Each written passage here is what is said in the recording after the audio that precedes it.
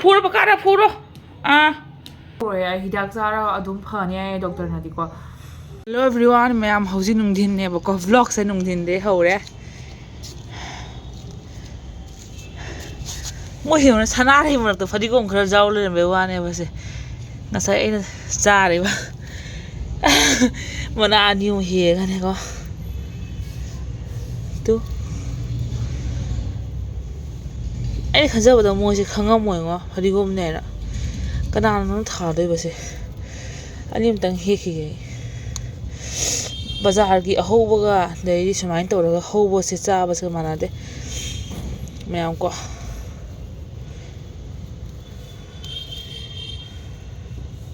ꯑꯗꯨ ꯑꯅꯤꯃꯨꯛꯇꯪ ꯍꯦꯛꯖꯥꯔꯅꯤꯗ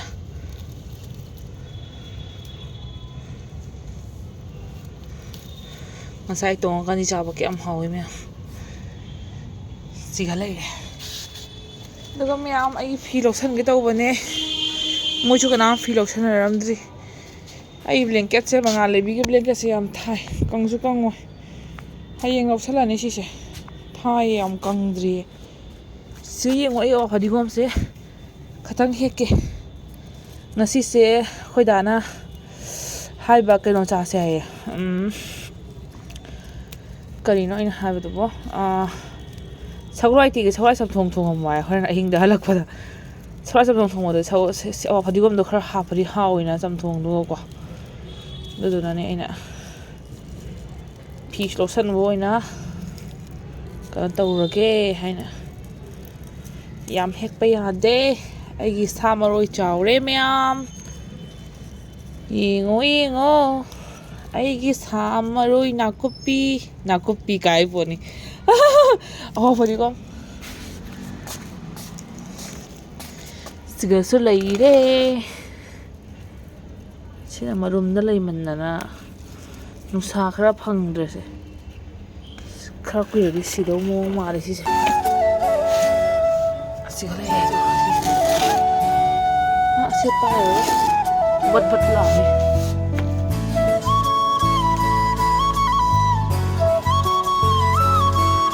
ꯍꯦꯛꯑꯦ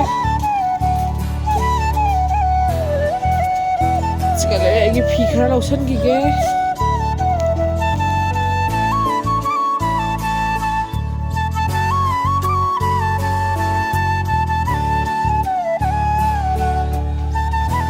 하우브로 맞아. 하우브로. Magsasakay mali tum hagulak ko yung masakit. 하우브로 ne. 그게 mali.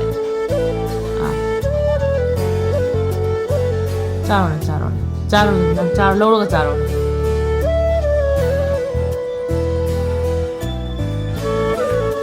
사유네 맞지 내가 사유네 같은 거 꼬는 지구네 하우브라 그이 말해 hat khai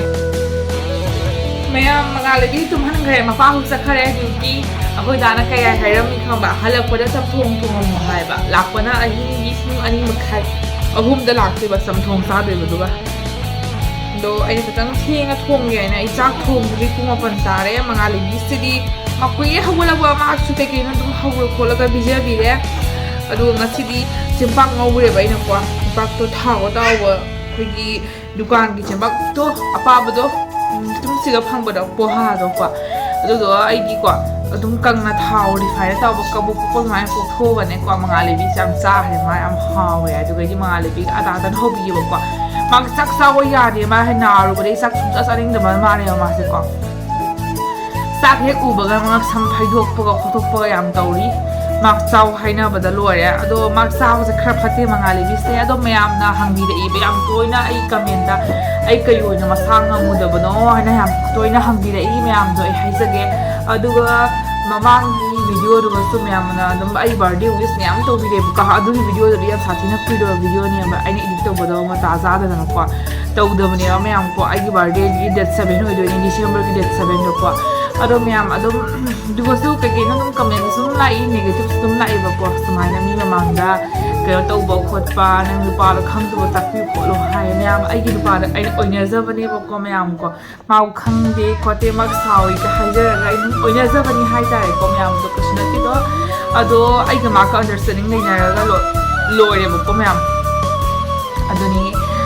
ꯃꯌꯥꯝꯁꯨ ꯀꯔꯤꯝ ꯐꯠꯇꯕ ꯍꯥꯏꯈꯤꯗꯦ ꯖꯁ ꯃꯤ ꯀꯅꯥꯒꯨꯝꯕ ꯑꯃꯃꯝ ꯂꯩꯖꯥꯠꯅ ꯑꯦꯗꯚꯥꯟꯁꯂꯤ ꯈꯪꯒꯟꯕꯀꯣ ꯍꯥꯏꯗꯤ ꯃꯁꯥ ꯈꯛꯇꯪ ꯏꯟꯇꯔꯦꯁ ꯇꯧꯖꯗꯕ ꯃꯥꯅ ꯈꯪꯖꯗꯕ ꯃꯤꯅꯤ ꯑꯣꯏꯕꯗꯨꯅ ꯀꯩꯁꯨ ꯑꯩꯉꯣꯟꯗ ꯀꯔꯤꯝ ꯀꯥꯏꯖꯗꯦ ꯑꯗꯨꯒꯤꯗꯗꯤꯀꯣ ꯑꯗꯨꯒ ꯃꯌꯥꯝ ꯑꯩ ꯀꯩ ꯑꯣꯏꯅ ꯅꯥꯈꯤꯕꯅꯣ ꯍꯥꯏꯕꯗꯅꯦꯀꯣ ꯃꯌꯥꯝ ꯑꯩꯁꯦ ꯑꯦꯛꯆꯨꯋꯦꯂꯤ ꯑꯩꯁꯦ ꯏꯪꯊꯝꯊꯥꯁꯦ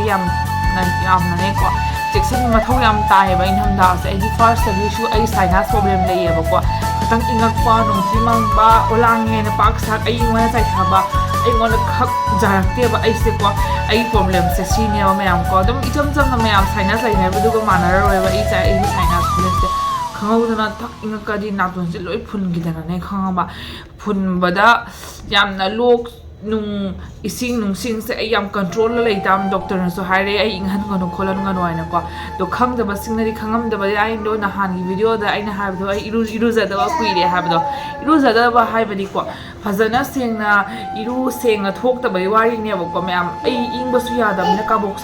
ꯁꯥꯕꯣꯛꯇꯅꯦꯕ ꯂꯨꯖꯔꯤꯗꯣ ꯈꯪꯉꯕ ꯍꯥꯏꯕꯗꯤ ꯍꯣꯁꯄꯤꯇꯥꯜ ꯃꯅꯨꯡꯗꯨꯒꯗꯤ ꯑꯩ ꯂꯥꯛꯄꯇ ꯉꯥꯏꯔꯤꯅꯦ ꯌꯨꯝꯗ ꯂꯥꯛꯄ ꯅꯨꯃꯤꯠ 5ꯅꯤ ꯍꯣꯁꯄꯤꯇꯥꯜꯗ ꯂꯩꯔꯛꯑꯦ 5ꯅꯤꯗꯣ ꯃꯔꯛꯇꯨꯒꯀꯣ ꯑꯩꯅ ꯍꯣꯁꯄꯤꯇꯥꯜꯗ ꯑꯃꯨꯛꯈꯛ ꯑꯗꯨꯝ ꯆꯥꯏꯊꯔ ꯈꯣꯠꯂꯛꯄ ꯇꯧꯔꯦ ꯍꯥꯏꯕꯒꯤ ꯋꯥꯔꯤꯅꯦꯕ ꯌꯨꯝꯗ ꯂꯥꯛꯑ ꯃꯇꯨꯡꯗ ꯏꯔꯨꯊꯣꯛꯄꯗꯨꯅꯦꯕ ꯃꯌꯥꯝꯀꯣ ꯑꯗꯣ ꯃꯌꯥꯝꯅ ꯈꯪꯕꯤꯗ꯭ꯔ ꯃꯥꯜꯂꯦꯕꯀꯣ ꯍꯧꯖꯤꯛꯀꯤ ꯃꯃꯤꯡꯗ ꯅꯨꯄꯤꯗꯨꯅ ꯀꯩꯅꯣꯝ ꯍꯥꯏꯕꯅꯦ ꯃꯥꯅ ꯑꯩꯉꯣꯟꯗ ꯍꯪꯉꯛꯄꯅꯦ ꯀꯩꯅꯣ ꯂꯨꯖꯗ꯭ꯔꯁꯨ ꯁꯨꯝ ꯆꯥꯛ ꯊꯣꯡꯉꯕ ꯍꯥꯏꯅꯀꯣ ꯃꯌꯥꯝ ꯑꯗꯣ ꯃꯌꯥꯝ ꯅꯪꯅ ꯑꯩꯒꯤ ꯚꯤꯗꯤꯑꯣꯁꯦ ꯐꯖꯅ ꯌꯦꯡꯗꯕꯩ ꯈꯪꯗ꯭रे ꯑꯩꯁꯦꯀꯣ ꯃꯃꯥꯡꯗꯁꯨ ꯑꯩꯅ ꯍꯥꯏꯈꯤꯕꯅꯦ ꯑꯗꯨꯝ ꯚꯤꯗꯤꯑꯣ ꯑꯃꯗ ꯍꯩ ꯀꯣꯝꯂꯥꯗꯣ ꯈꯥꯔꯅꯤꯅꯦ ꯀꯔꯤꯒꯤꯅꯣ ꯁꯦꯝꯕꯅꯣ ꯈꯥꯔꯤꯅꯤꯅꯦ ꯀꯣꯝꯂꯥꯁꯦ ꯈꯥꯔꯣꯏꯗ꯭ꯔꯅ ꯍꯥ ꯀꯣꯝꯂꯥ ꯑꯩ ꯂꯪ ꯂꯩꯔꯝꯃꯤꯅꯦ ꯑꯗꯨꯅꯅꯦꯀꯣ ꯑꯩꯁꯦ ꯌꯥꯝꯅ ꯏꯪꯕ ꯈꯣꯠꯄ ꯌꯥꯗꯦꯕꯀꯣ ꯃꯌꯥꯝ ꯑꯗꯨꯅꯅꯤ ꯑꯩꯁꯦꯀꯣ ꯅꯍꯥꯟꯁꯨ ꯑꯩꯁꯦ ꯈꯪꯍꯧꯗꯅ ꯁꯣꯔ ꯍꯣꯟꯕꯁꯦ ꯋꯥꯔꯛꯄ ꯍꯥꯏꯇꯥꯔꯦꯀꯣ ꯑꯩ ꯁꯥꯏꯅꯥꯁ ꯄ꯭ꯔꯣꯕ꯭ꯂꯦꯝ ꯂꯩꯕꯒ ꯑꯗꯨꯒꯩꯗꯤ ꯀꯩꯅꯣ ꯍꯥꯏꯕꯗꯀꯣ ꯑꯩꯁꯦꯀꯣ ꯑꯁꯊꯃꯥꯁꯨ ꯑꯣꯏꯔꯕ ꯑꯩꯁꯦꯀꯣ ꯑꯗꯨꯅ ꯑꯗꯨꯝ ꯗꯣꯛꯇꯔꯅꯗꯤ ꯍꯥꯏꯔꯛꯑꯦ ꯃꯃꯥꯡꯗ ꯑꯁꯊꯃꯥ ꯀꯩꯀꯥꯁꯦ ꯆꯦꯛ ꯇꯧꯕꯁꯨ ꯂꯩꯇꯕꯅꯦ ꯑꯗꯣ ꯍꯟꯗꯛꯇꯤ ꯗꯣꯛꯇꯔꯅ ꯍꯥꯏꯔꯛꯑꯦ ꯑꯩꯁꯦ ꯑꯁꯊꯃꯥ ꯑꯦꯇꯦꯛꯅꯦꯅꯀꯣ ꯑꯗꯨꯅ ꯀꯩꯅꯤ ꯍꯥꯏꯕꯗ ꯑꯩꯁꯦ ꯍꯧꯖꯤꯛꯁꯨ ꯉꯥꯏ ꯈꯤꯇꯪ ꯑꯩ ꯀꯟꯇ꯭ꯔꯣꯜ ꯆꯠꯇꯥꯕꯅꯦ ꯑꯩ ꯏꯁꯥꯁꯦꯀꯣ ꯍꯥꯏꯕꯗꯤ ꯌꯥꯝ ꯁꯥꯊꯤꯅ ꯃꯤꯍꯨꯟꯁꯦ ꯈꯤꯇꯪ ꯊꯕꯛ ꯈꯤꯇꯪ ꯀꯩꯅꯣ ꯇꯧꯔꯨꯕ ꯊꯕꯛ ꯑꯝꯇ ꯂꯩꯇꯦꯅ ꯁꯨꯕꯕꯨꯗꯤ ꯑꯋꯥꯕ ꯊꯕꯛ ꯁꯨ ꯈꯤꯇꯪ ꯑꯩꯉꯣꯟꯗ ꯋꯥꯖꯕ ꯑꯩꯉꯣꯟꯗ ꯋꯥꯔꯒꯅꯦ ꯍꯦꯛꯇ ꯁꯣꯔꯗ ꯅꯨꯡꯉꯥꯏꯔꯛꯇꯕ ꯑꯗꯨꯃꯥꯏꯅ ꯍꯦꯛꯇ ꯑꯣꯏꯕꯅꯦꯀꯣ ꯍꯧꯖꯤꯛ ꯇꯧꯔꯤꯁꯦ ꯑꯗꯣ ꯈꯤꯇꯪ ꯀꯩꯝ ꯇꯧꯔꯣꯏ ꯍꯤꯗꯥꯛ ꯆꯥꯔꯒ ꯑꯗꯨꯝ ꯐꯅꯤ ꯍꯥꯏꯌꯦ ꯗꯣꯛꯇꯔꯅꯗꯤꯀꯣ ꯑꯗꯨꯅ ꯑꯩꯁꯦꯀꯣ ꯀꯩꯅꯤ ꯍꯥꯏꯕꯗ ꯑꯩ ꯄ꯭ꯔꯣꯕ꯭ꯂꯦꯝꯁꯦ ꯃꯌꯥꯝꯅꯁꯨ ꯈꯪꯉꯝꯗꯕꯁꯦ ꯑꯗꯨꯝ ꯅꯣꯏꯒꯤ ꯔꯤꯂꯦꯇꯤꯚ ꯅꯠꯇ꯭ꯔꯒꯅ ꯈꯪꯅ ꯆꯥꯟꯅꯕ ꯃꯌꯥꯝ ꯇꯧꯕ ꯂꯩꯔꯒꯗꯤ ꯑꯗꯨꯝ ꯈꯪꯉꯝꯒꯅꯦꯕ ꯑꯩꯅ ꯍꯥꯏꯔꯤꯕ ꯄ꯭ꯔꯣꯕ꯭ꯂꯦꯝꯁꯦ ꯑꯩꯅ ꯍꯥꯏꯕꯗꯣ ꯑꯦꯛꯁꯄ꯭ꯔꯦꯁ ꯇꯧꯕꯗꯣ ꯉꯝꯗ꯭ꯔꯦ ꯁꯤꯒ ꯃꯇꯝꯗꯨꯒ ꯌꯥꯝ ꯋꯥꯈꯤꯕꯀꯣ ꯃꯌꯥꯝ ꯑꯗꯣ ꯑꯩ ꯁꯒꯣꯜꯍꯋꯥꯏꯁꯨ ꯆꯥꯝꯊꯣꯛꯇꯅ ꯂꯩꯔꯦ ꯃꯌꯥꯝ ꯁꯒꯣꯜꯍꯋꯥꯏ ꯆꯝꯊꯣꯡ ꯊꯣꯡꯗꯣꯏꯅꯦ ꯁꯒꯣꯜꯍꯋꯥꯏꯁꯦ ꯌꯦꯡꯉꯣ ꯃꯌꯥꯝ ꯁꯒꯣꯜꯍꯋꯥꯏ ꯆꯝꯊꯣꯡ ꯊꯣꯡꯉꯒ ꯅꯨꯡꯗꯥꯡꯗ ꯍꯜꯂꯛꯑꯒꯅ ꯃꯥꯁꯦꯀꯣ ꯆꯥꯛ ꯆꯥꯗꯣꯏꯅꯦꯕ ꯃꯌꯥꯝꯀꯣ ꯑꯗꯣ ꯍꯌꯦꯡ ꯑꯃꯨꯛ ꯄꯨꯡ 11:30 ꯆꯠꯈꯤꯗꯣꯏꯅꯦ 12 ꯇꯥꯔꯛꯄꯩꯗꯨꯒ ꯑꯗꯨꯒ ꯃꯥꯁꯦ ꯆꯥꯛ ꯆꯥꯔ ꯃꯇꯨꯡꯗ ꯇꯨꯝꯈꯤꯗ꯭ꯔꯣꯕꯅꯤꯅꯅꯦꯀꯣ ꯍꯧꯒꯠꯂꯒ ꯆꯥꯛ ꯆꯥꯅꯤꯡꯗꯦ ꯍꯥꯏꯌꯦꯕ ꯃꯥꯀꯣ ꯑꯗꯨꯅ ꯃꯥꯛ ꯆꯥꯕ ꯌꯥꯅꯕ ꯈꯔ ꯍꯥꯎꯅ ꯇꯧꯗ꯭ꯔꯗꯤ ꯈꯔ ꯖꯣꯠꯄ ꯌꯥꯔꯣꯏꯗꯣꯔꯤ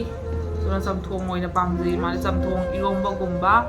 ꯑꯗꯨꯗꯤ ꯃꯌꯥꯝ ꯑꯩ ꯊꯣꯡꯉꯨꯔꯒꯦ ꯃꯉꯥꯜꯂꯩꯕꯤ ꯏꯁꯩ ꯁꯥꯟꯅꯔꯤꯉꯩꯗ ꯄꯞ ꯊꯣꯡꯉꯨꯔꯒꯦ ꯃꯌꯥꯝ ꯃꯉꯥꯜꯂꯩꯕꯤꯅ ꯆꯈꯥꯏꯔꯝꯃꯤꯁꯦ ꯌꯦꯡꯉꯣ ꯑꯩꯅ ꯆꯥꯛ ꯊꯣꯡꯉꯤꯉꯩꯗ ꯇꯧꯔꯝꯃꯤ ꯂꯤꯂꯥꯁꯦ ꯑꯝꯇ ꯌꯦꯡꯉꯣꯕꯁꯦ ꯂꯣꯏ ꯊꯥꯗꯔꯝꯃꯦꯕ ꯁꯤꯒꯩꯁꯤꯒ ꯂꯩꯔꯤꯁꯦꯀꯣ ꯃꯣꯟ ꯑꯦꯛꯁꯇ꯭ꯔꯥꯒ ꯕ꯭ꯂꯦꯡꯀꯦꯠ ꯑꯦꯛꯁꯇ꯭ꯔꯥꯒꯅꯦꯕ ꯈꯪꯍꯧꯗꯅ ꯃꯤ ꯂꯥꯛꯄ ꯈꯪꯗꯦ ꯏꯪꯕ ꯈꯪꯗꯦꯀꯣ ꯍꯧꯖꯤꯛꯇꯤ ꯌꯥꯝ ꯏꯪꯗꯦꯕ ꯍꯧꯖꯤꯛ ꯏꯪꯉꯛꯄ ꯃꯇꯝꯗ ꯑꯩꯅ ꯁꯨꯞꯇꯣꯏꯅꯦ ꯁꯤ ꯕ꯭ꯂꯦꯡꯀꯦꯠꯁꯦꯀꯣ ꯑꯗꯨꯅꯦ ꯇꯧꯏꯁꯤ ꯌꯦꯡꯉꯨꯅꯦ ꯄꯣꯠꯆꯩꯁꯦ ꯌꯥꯝꯅ ꯔꯨꯝ ꯑꯃꯇꯪꯁꯤꯗ ꯂꯣꯏ ꯆꯤꯜꯂꯦꯕꯀꯣ ꯃꯌꯥꯝ ꯑꯗꯣ ꯃꯥꯅ ꯂꯣꯏ ꯆꯈꯥꯏꯔꯤꯁꯤ ꯌꯦꯡꯉꯨꯅꯦ ꯃꯥꯒꯤ ꯋꯥꯔꯀꯔ ꯃꯊꯛꯁꯤꯒ ꯊꯝꯃꯤꯅꯦꯕ ꯑꯗꯩꯗꯤ ꯃꯥꯏ ꯁꯅꯥꯀꯣꯊꯤꯁꯤꯡꯁꯤꯅ ꯃꯈꯥꯗ ꯊꯝꯃꯤꯅꯦꯕ ꯑꯗꯩ ꯎꯔꯨꯛꯁꯤꯒꯁꯨ ꯍꯥꯞꯄꯤꯅꯦꯕ ꯑꯗꯣ ꯃꯥꯅ ꯂꯣꯏ ꯆꯈꯥꯏꯔꯝꯃ ꯀꯞꯄꯤꯁꯨ ꯀꯔꯤꯅꯣ ꯍꯥꯏꯔꯣ ꯃꯃꯥꯗ ꯍꯥꯏꯔꯣ ꯀꯔꯤꯅꯣ ꯍꯥꯏꯔꯣ ꯀꯔꯤꯅꯣ ꯍꯥꯏꯔꯣꯅꯦ ꯃꯃꯥꯗ ꯍꯥꯏꯔꯣ ꯁꯤ ꯍꯥꯡꯗꯣꯛꯄ ꯉꯝꯗꯦꯅ ꯀꯞꯄꯤꯅꯦ ꯃꯥꯏꯁꯦ ꯁꯤ ꯍꯥꯡꯗꯣꯛꯑꯣ ꯁꯨꯃꯥꯏꯅ ꯇꯧꯔꯒ ꯍꯥꯡꯗꯣꯛꯑꯁꯦ ꯁꯤ ꯍꯥꯡꯉꯦꯗꯣ ꯁꯤ ꯍꯥꯡꯉꯦ ꯗꯣ ꯍꯥꯡꯉꯦꯗꯣ ꯍꯥꯡꯉꯒ ꯑꯃꯨꯛ ꯈꯨꯝꯖꯤꯜꯂꯨ ꯁꯤꯅꯤ 나 고무드나 한가 뭐 컴젤루치니 मैम सगलाई चमथोंग दो आई साब लोरे हम साथी ना हावरे करीनो से तो खुमजले दो यार हैवने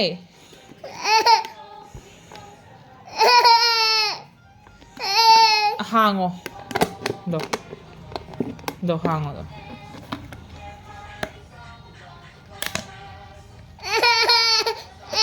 शिवा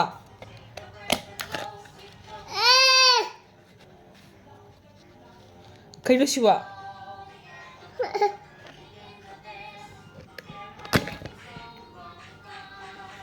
खूब तो सही लाए मैं आपसे खा रही हूँ मैं आपसे हम तो ये से हौजी अहिंगी पुंग के तार के ये हलक के ये तो खुई माई चा पुंग अनि तुम दोइने पापा ना पुंग अनि मखाय लाक्तोइबा मैम अखोसे को तुम थेंगा तुमेबको तुम यादे हेता खंगो मंगालिबिसना को टाइमिंग अमा फरक अमा इता कनो तौदेबको अदुना मान थेंगा तुमबने तुम थेंगा तुमे पापा लाका मतमददी आई तुमदे आई दिन कोर अदुम तुमनेबको मंगालिबिसा तुमहन दोइने चखाई मैम जो लोइसनद्रगदि यारोइदबको दो लोइसलिने दुगैदि ngसाई फी लौसलकवा सिंग फी थुपगा जालिनेबको अदु मंगालिबिसिना यम कारा रूम से मचा मतंग तनिनकवा सिगा दुम पोट पाइबा याबसु यादबसु यावी मिटना याम सिंग मथौ ताइबा थंगाई से रूम अनि ओरगदि रूम से नाकनाम द मागे थंगाई सिंग चखाई हनबा यायबा सिगदि रूम अमा सिग लोइ थमबनिना पोसै से को चिनजु चिनबा उबदसु फजदब खतंग तौबद चखाइबना हेनबा अंगांग हिनाने को थंगाई सिंग सानाबगी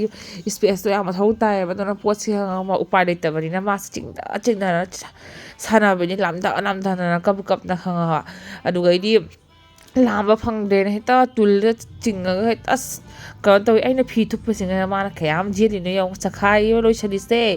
माके सानाकोथि सिंग सानावो सानानबा थमिबसे हेंगबा सानारोय माना पाइदोसे कवर गुम्बा चामच गुम्बा दुन पाइनी दुल थांगै सिंग सानादबरासु सानादबा नतबा लोइ सानादोइनि खमा म्याम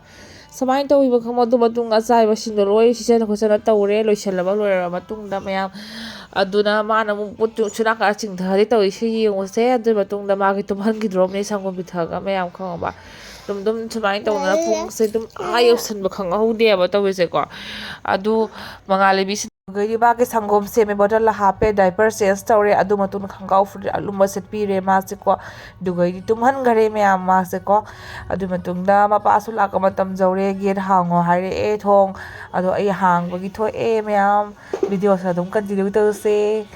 अदुनि म्याम अहिंगो कयो अदु व्लॉग तौदोरी आई नि नो वीडियो लोगी बे वाखल से दुम नुंगाय बनेबा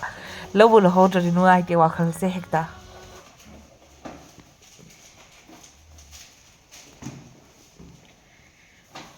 그냥 가오리 야오이다. 하. 그래? 볼레틴데 야오이다 그이노 봐. 제시. 레이라. 그기노.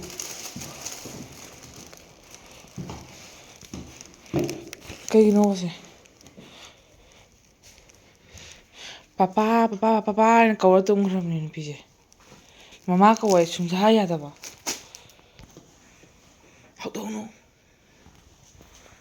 Haudono maiga taurono wa haukula kani kuidri bane tum ge phi hongdo phi do an hongdo hinjang sa halage kari mayam sigale saulai jam thong sa halini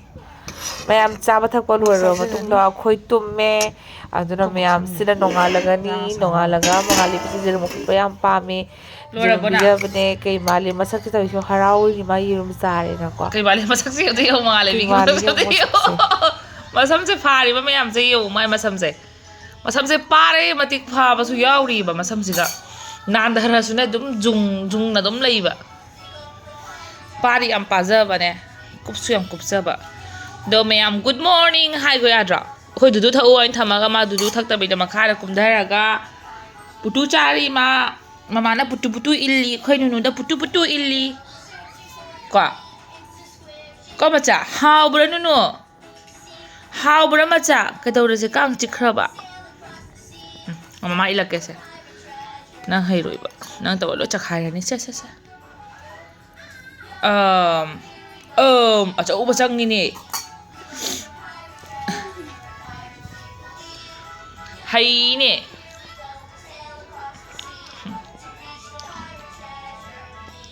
ให้เนี่ยนุชีเนี่ยbarang mo ini kay mali macin teloy na ma alay bigi masam se pun bayari ya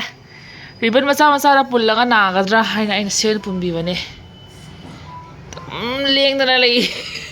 masak pa tau kasi yung tau iba lila se kan se masam se ang paya ba maki yang ito no yang kasi padzay ni masam kasi puli ni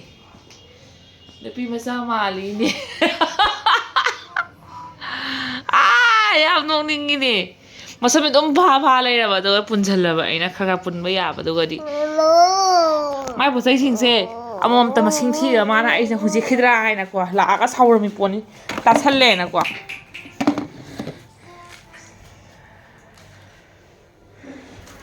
จ่ายดิแม่ตั้งแต่วัยซีซั่นกี่แม่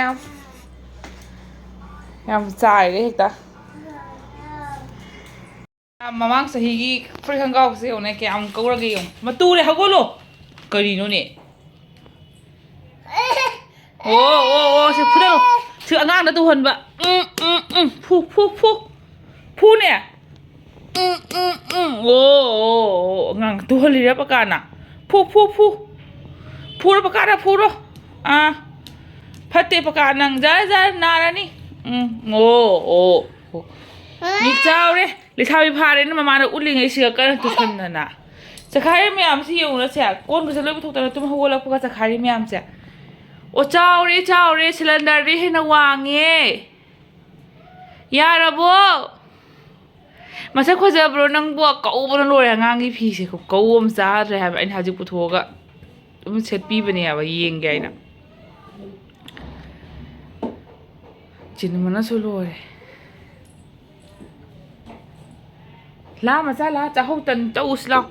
จะเขาเสียงเนี่ยกว่าไม่เอาเสียเลยบอกว่าอันที่ว่าจะอุกตัวนี้ฉันเขาเราจ้าแกจะเขายำเขาวันนี้เอาไป grinder เราเอาไปยุ่มจะตัวเรียนนะก่อนเลยพิทูเคลียบอ่ะเอาตัวน่ะ grinder เลยเตียนงไอเตียบอ่ะตัวน่ะเขาอันที่ว่าจะตัวอุระแกล้ามันเนาะมาทั่วห้างตัวแกละ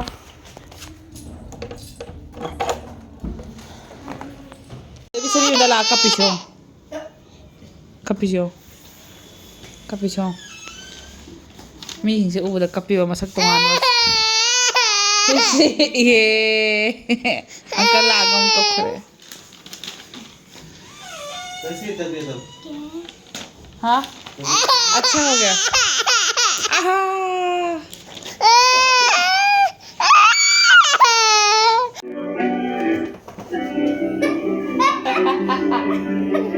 Baka sana ruro masa sana ruro so.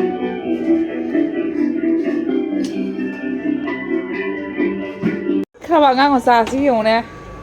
Bihu कितना साल हुआ है class 1 तक का reverse room omelette हो दो नहीं हाँ बिहू हाँ नहीं दो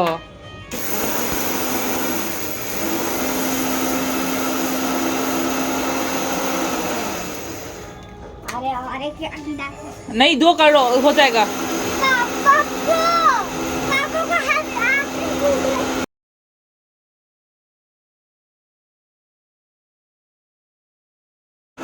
ไม่เราจะหาตัวกับพาดิมันมีภาษาสมาปาดิอมเล็ตเอาวิ่งไงแก้วมาละมุนนี่อมเนี่ยไอ้ไฮเบอร์เนี่ยไฮอันนี้ก็ยิงวันนี้มาต้องตู้ดิอันที่ชิลามทโรอะไรแล้วก็ไอ้ทุกอย่างก็ลำทาบีดิมาสลานุสลาก็ลำทาบีดิดูก็เขาด้วยเนี่ยมาหน้าไอ้แบบไฮยัยแก้วมาไฮเบอร์นี่อยู่เนี่ยต้องสมัยตัวไอ้นี่มวยจะลากปนเนี่ยอันที่เลยลำเดียวมาฆ่าตัวมวยเดียวแต่อุระเกลากปนเนี่ยมวยชูรุมตั้งแต่เลยปนเนี่ยยามรุมรถจิลเลยมวยสุกว่ามวยที่เขาจะน่าจะคงมีการเราเชื่อมเลยให้ปะแล้วตัวแมวสมัยตัวเราก็มาโดนตะเคลียจ้า